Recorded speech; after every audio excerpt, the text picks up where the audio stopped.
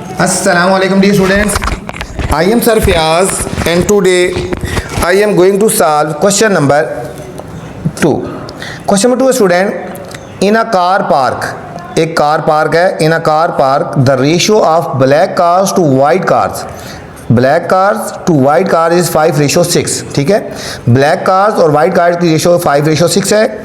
And that of the white cars to silver car 3:10. ठीक है, यहाँ पे ब्लैक और वाइट की रेशो है 5:6, यहाँ पे वाइट और सिल्वर की रेशो है, ठीक है, 3:10. Find the ratio of black cars to white cars to silver car, मतलब इन तीनों में रेशो हमने फाइंड करनी है इन सिंपलेस्ट फॉर्म, और इसको फिर सिंपलेस्ट फॉर्म में भी हमने करना है बच्चों. ये भी कंटिन्यू रेशो होगी, क्यों कि वहाँ पे 3 कार्स की बात हो रही है, ब्लैक वाइट और सिल्वर, ब्लैक वाइट और सिल्वर. तो सबसे पहले हमने देखना है कि दोनों में कॉमन कौन सा है.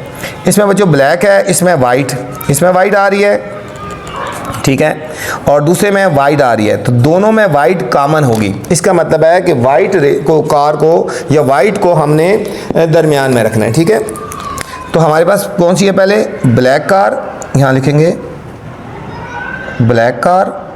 ठीक है, सॉल्यूशन में चलते हैं. Ratio white car, ratio silver car. ये 3 कार्स हैं बच्चों, ब्लैक कार, वाइट कार और सिल्वर कार. सबसे पहले बात हो रही है black car to white car. पहले ब्लैक की बात हो रही है ना, तो ब्लैक की रेशो 5 होगी, यहाँ लिखेंगे 5. और फिर वाइट की बात हो रही है, वाइट की 6 होगी. बिल्कुल उसी तरह क्वेश्चन है जिस तरह हमने क्वेश्चन नंबर 1 किया था बच्चों. क्वेश्चन नंबर जिस तरह 1 किया तो उसी तरह ये 2 है. ठीक है, मजीद आगे जाने से पहले आपसे गुजारिश है, अगर चैनल पे नए हैं तो चैनल को लाइक भी करना है और सब्सक्राइब भी करना है. ठीक है, और दोस्तों के साथ शेयर भी करना है. नेक्स्ट है white car to silver car. White car है, वाइट की रेशो 3 हो जाएगी, ये नीचे वाली लाइन में आएंगे. और सिल्वर बाद में आ रहा है ना, सिल्वर, इसकी रेशो हो जाएगी 10 हो जाएगी. ये हमारी कंटिन्यू रेशो थी और हमने इसको इसी तरह लिख लिया. अब उसी तरह सॉल्व करेंगे. 5 को 3 से मल्टीप्लाई करेंगे, 3 को 6 के साथ और 6 को 10 के साथ करेंगे. अगर आपको क्वेश्चन 1 अच्छी तरह समझ आया तो ये बिल्कुल आपके लिए कोई मुश्किल नहीं है. 5:3. अब 3:6 था तो 3 × 6 और 6 × 10, ये रेशो नहीं मल्टीप्लाई हो रहे हैं. ठीक है, 5 × 3, 3 × 6 और 6 × 10. तो 5 3 15, 6 3 18 और 6 10 60 आ गया स्टूडेंट, यहाँ तक आ गया. अब यहाँ हमें इसमें सिंपलेस्ट फॉर्म में भी लिखना था, कटिंग भी करनी है. अब देखो ये तीनों जो डिजिट हैं, ठीक है, ये हमारे 3 से डिवाइड हो जाएंगे. किससे डिवाइड हो जाएंगे? 3 से डिवाइड हो जाएंगे. अब 3 से डिवाइड करेंगे, देखो 3 5 15, 3 6 18, 3 2 6 और 0. तो हमारे पास सिंपलेस्ट रेशो आ जाएगी 5:6:20. तो ये हमारे पास इसका फाइनल आंसर आ गया 5:6:20. Question number 3 student, the salaries of A and B are 8:3. ठीक है, ए और बी की सैलरीज 8:3 है. The salaries of B and C are ratio 5:12. B और सी की जो सैलरीज है वो 5:12 है. इनमें जो रेशोज़ है, express the salaries A ratio B ratio C in the form of continued ratio. ठीक है, मैंने आपको बताया हुआ है कॉन्टीन्यूड रेशो क्या होती है. जब कोई सी क्वांटिटी 2 से ज़्यादा होती हैं तो उसमें जो रेशो होती है उसको बोलते हैं कॉन्टीन्यूड रेशो. ठीक है, इंपॉर्टेंट क्वेश्चन है, इसके ऊपर आपने स्टार लगा देना है. इसमें यही पॉइंट है, कॉन्टीन्यूड रेशो. कॉन्टीन्यूड रेशो का मतलब होता है कि ए रेशो बी रेशो सी फाइंड करना है. जो क्वांटिटी रिपीट हो रही है उसको दरमियान में रखना है. दोनों में रिपीट बी हो रहा है तो उसी तरह हमने बी को दरमियान में रखना है और बिल्कुल सेम उसी मेथड से हमने इसको सॉल्व करना है बच्चों. ठीक है, तो इसके ऊपर आपने स्टार लगा लेना है. ठीक है, ये आपने बुक पे भी लगा दिया करो, कॉपी के ऊपर भी लगा लिया करो. पॉइंट इसमें है कॉन्टीन्यूड रेशो. कॉन्टीन्यूड रेशो का मतलब वही फाइंड करनी है, ए रेशो बी रेशो सी, क्योंकि यहाँ पे मोर देन 2 क्वांटिटीज है, 1 2 3 1 2 3 क्वांटिटीज है ना, इसलिए इसको हम बोलते हैं कॉन्टीन्यूड रेशो. इसमें जो रिपीट हो रही है, ठीक है, वो बी रिपीट हो रहा है, बी इसमें भी आ रहा है और बी इसमें भी आ रहा है, इसलिए हमने बी को दरमियान में लिखना है. अब ए रेशो बी है तो 8:3. ए की वैल्यू रेशो 8 है और बी की रेशो 3 है, 8:3. नेक्स्ट है बी रेशो सी, तो बी की रेशो हो जाएगी 5, जो पहले होता है उसकी रेशो पहले होती है, और सी की रेशो हो जाएगी 12. ये कंटिन्यू रेशो है. अब हमने इनको सेम उसी तरह मल्टीप्लाई करना है, उल्टा n बनाना है। पहले हमने इसको इससे मल्टीप्लाई करेंगे, इसको इसके साथ और इस रेशो को इसके साथ, इस क्वांटिटी को इसके साथ, ठीक है। हमने 8 को 5 से मल्टीप्लाई करना है, 8 into 5 ratio 5 into 3 ratio 3 into 12, 3 into 12। अब देखो 8 5 ज़ार 40, 5 3 ज़ार 15 एंड 12 3 ज़ार 36। ये स्टूडेंट हमारे पास कॉन्टिन्यू रेशो आ गई इनकी सैलरीज के बीच में। यहाँ पे कटिंग यहाँ पे 2 से होती है, लेकिन ये दोनों 2 से कटिंग होती है, लेकिन ये 2 से नहीं होती।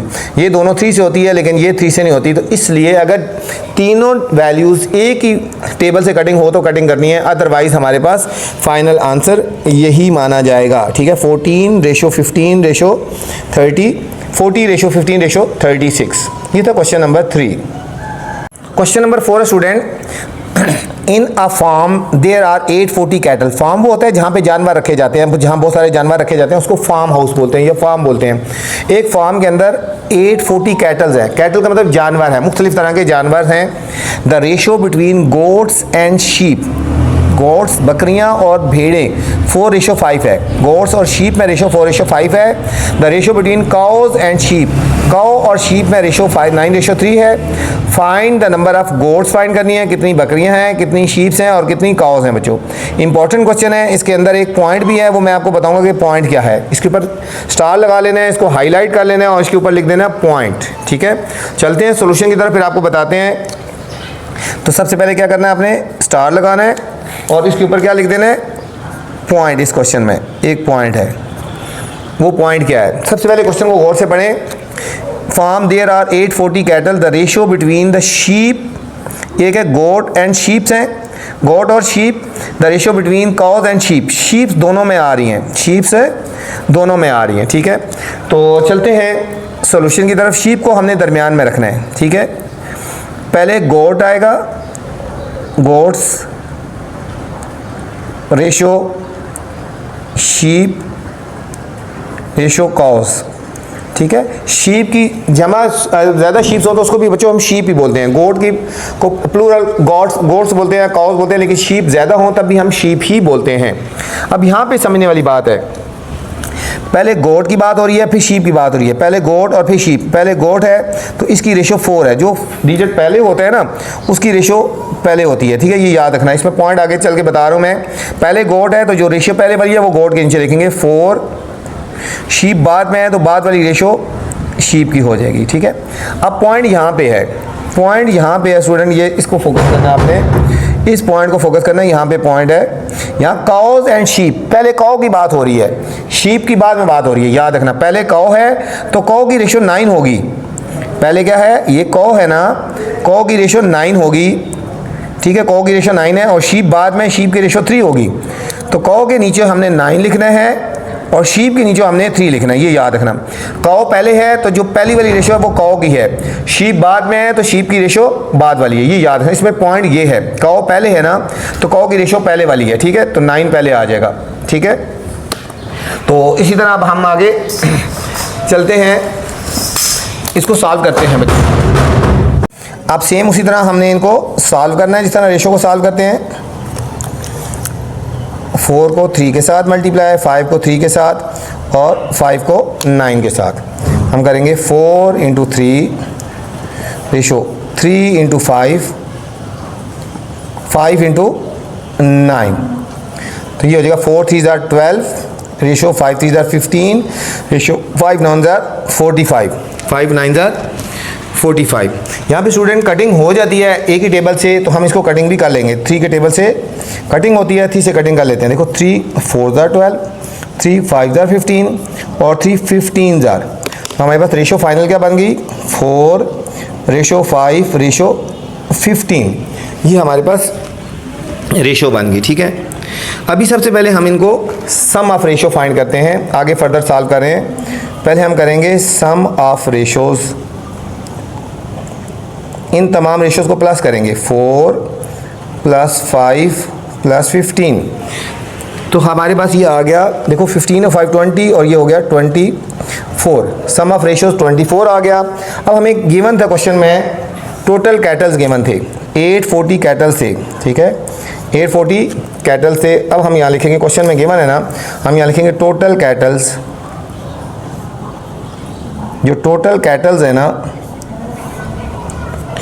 टोटल कैटल जो हैं वो 840 हैं।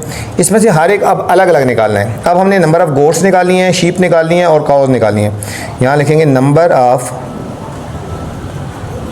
गोट्स। बच्चों ये चीज़ लाइन समझनी आपके लिए नहीं है, ये समझ आ गया तो आगे भी क्वेश्चन समझ आएंगे। गोट्स निकालनी है तो गोट्स की रेशो क्या है, फाइनल जो कटिंग हो गया आई है ये वाली 4, और नीचे जो सम ऑफ रेशो आई है 24 और मल्टीप्लाई जो टोटल है 840। क्या करना है, गोट्स की रेशो निकाल रहे हैं, नंबर ऑफ गोट्स निकाले हैं तो गोट की फाइनल रेशो आई है 4 और नीचे 24 और 840, ठीक है। ये जो वैल्यूज़ हैं, ये वाली वैल्यू और ये वाली वैल्यू हर एक के साथ यही रहेगी और सिर्फ ये वाली वैल्यू अब चेंज होती रहेगी, ठीक है। अब कटिंग करेंगे, 4 1 जार 4 6 जार 4 1 जार। अब 840 को हम 6 से डिवाइड कर लेते हैं, 6 1 जार 6, 8 में 6 के 2, 4 नीचे उतार लो, 6 4 जार 24, 0 बच गया, इधर लगा देंगे तो हमारे पास आएगा 140 गोट्स आ जाएंगी, 140 गोट्स आ गई बच्चों। नंबर ऑफ़ गोट्स कितनी आ गई, यहाँ लिख लेते हैं नंबर ऑफ़ गोट्स, ये नंबर ऑफ़ गोट्स आ गई, ठीक है। अब हमने निकालनी है शीप्स, सेम इसी तरह निकालेंगे number of sheeps, number of sheep. अब शीप की रेशो क्या है 5, मैंने कहा खाली ये हो जाएगा 5, बाकी सारा वही होगा, सम ऑफ रेशो वही होगा 24 और 840 कैटल्स हैं, ठीक है, सिर्फ 4 की जगह ये 5 आ गया, ठीक है, बाकी सारा वही है। अब हम इसको कटिंग कर लेते हैं 6 से, देखो 6 4 जार और इसको 6 से कटिंग की थी, कितना आया 140 आया था, कितना आया था 140। अब ये 4 से कटिंग हो जाएगा, 4 1 jar 4 3 jar 12, 2 carry 4 5 jar 25 35।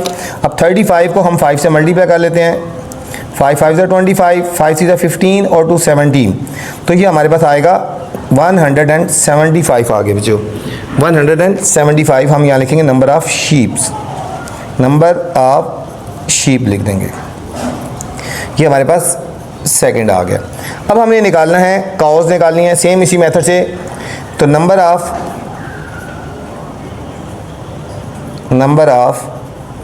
Cause की फाइनल रेशो क्या आई थी, कटिंग हो गई 15, ये लिख देंगे 15 और सम ऑफ रेशो वही 24 मल्टीप्लाई 840, वही कटिंग करेंगे 6 4 जार और पहले 6 140, फिर 4 1 जार और 4 35 जार।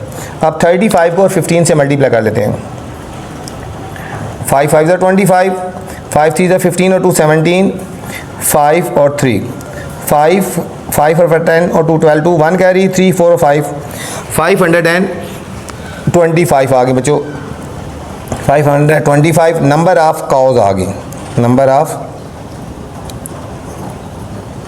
काउज आ गई।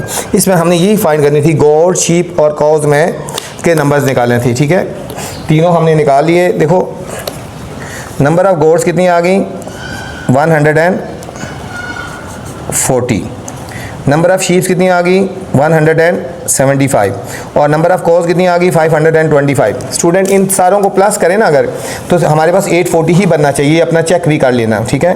देखो 140 175 और 525 इनको प्लस करो, 840 कैटल बनने चाहिए, 5 और 5 10 0 1 कैरी, 4 और 1 5 और 2 7 और 7 14, 4 1 कैरी, 1 2 3 और 5 8, देखो 840 आ गए। ये अपना चेक भी कर लेना कि ठीक है, ताकि कोई मिस्टेक हो तो पता चल जाए। ये था क्वेश्चन नंबर 4। क्वेश्चन नंबर 5 है student, find the difference between the largest and the smallest share. Largest और स्मॉलेस्ट शेयर का डिफरेंस हमने फाइंड करना है। When the ₹160 is shared among the 3 friends ratio 169, 3 friends हैं जिनमें ये पैसे डिवाइड किए गए हैं A1:6:9। ठीक है, इंपॉर्टेंट क्वेश्चन है, इसके ऊपर स्टार लगा लें। पहले हम हर एक का शेयर निकालेंगे और फिर हमने इसमें क्या कर लेना है, लार्जेस्ट और स्मॉलेस्ट का हमने डिफरेंस निकालना है बच्चों। ठीक है, तो यार बात हो रही है 3 friends, difference between largest smallest share when among the 3 friends की बात हो रही है। हम एक फ्रेंड को ए कर लेते हैं, एक फ्रेंड को बी कर लेते हैं और एक फ्रेंड को सी से कंसिडर कर लेते हैं। ठीक है, हम तीनों को ए बी सी से कंसिडर कर देते हैं। ठीक है, हम लेट कर लेते हैं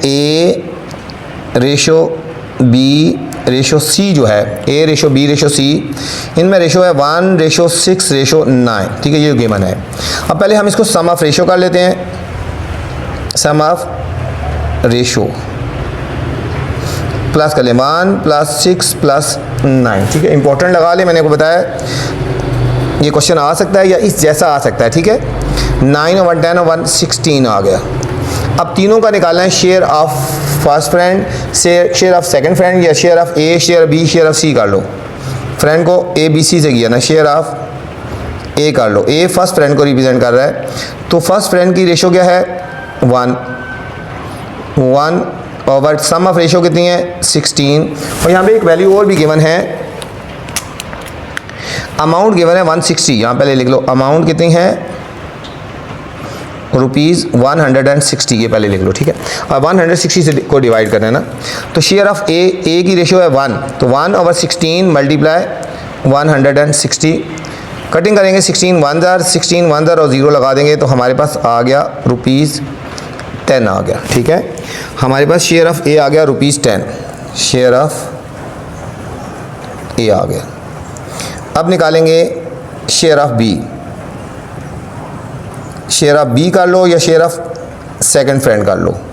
अब बी की रेशो है 6, तो आएगा 6 और सम ऑफ रेशो कितनी है 16 मल्टीप्लाई 160। ठीक है, ये दोनों वैल्यू सेम रहती हैं, ये वैल्यू चेंज होती है। 16 1 16 10 10 को 6 से मल्टीप्लाई करेंगे तो आएगा ₹60 आ गया। शेयर ऑफ बी आ गया ₹60। अब हम निकालेंगे शेयर ऑफ सी कर लो या थर्ड फ्रेंड कर लो, सी लिख लो या थर्ड फ्रेंड कर लो। सी का रेशो क्या है 9, सी का 9 और सम ऑफ रेशो 16, वही मल्टीप्लाई 160। 16 1 16 10 इन सारों को मल्टीप्लाई करो तो ₹90 आ गया। शेयर ऑफ सी आ गया ना। पहले आप इनको चेक करेंगे आप आंसर सही आया है गलत, तीनों रेशो को प्लस कर लो। हमारे पास जो फर्स्ट रेशो आई है शेयर ऑफ ए 10 आया है, share of B 60, share of C 90। इन सबको प्लस करके देखेंगे 160 बनता है या नहीं बनता। 10 60 और 90, 0 9 और 1 10 और 6 60, 160 बन रहा है ना। ठीक है, इसका मतलब ये सही है। अब हमने निकालना क्या था, डिफरेंस निकालना था largest and smallest share. Difference निकालना था लार्जेस्ट एंड स्मॉलेस्ट शेयर। यहाँ लिखेंगे difference between largest and smallest share. Largest और स्मॉलेस्ट शेयर में डिफरेंस निकालना है। देखो एक 10 है, एक 60 है और 90 है। सबसे लार्जेस्ट हो गया 90 और सबसे स्मॉलेस्ट हो गया 10। इन दोनों का डिफरेंस कितना हो जाएगा ₹80। ये भी रुपीज़ है ना, ये भी रुपीज़ है, ये भी रुपीज़ है, तो ये ₹80 हो गया। इन दोनों का डिफरेंस हो गया स्टूडेंट। ये था स्टूडेंट क्वेश्चन नंबर 5। इस वीडियो मैंने क्वेश्चन नंबर 2 से लेकर 5 तक बनाए हैं। अगर इससे स्टार्ट वाले क्वेश्चन देखने हैं या इससे बाद वाले क्वेश्चन देखने हैं या कोई और वीडियो देखनी है, कोई और एक्सरसाइज देखनी है, तो मेरी नेक्स्ट वाली वीडियोस देख सकते हैं। ठीक है, मेरे चैनल पे आपको 6 से लेकर 10 तक हर किस्म की मैथ की वीडियोज़ मिलेंगी।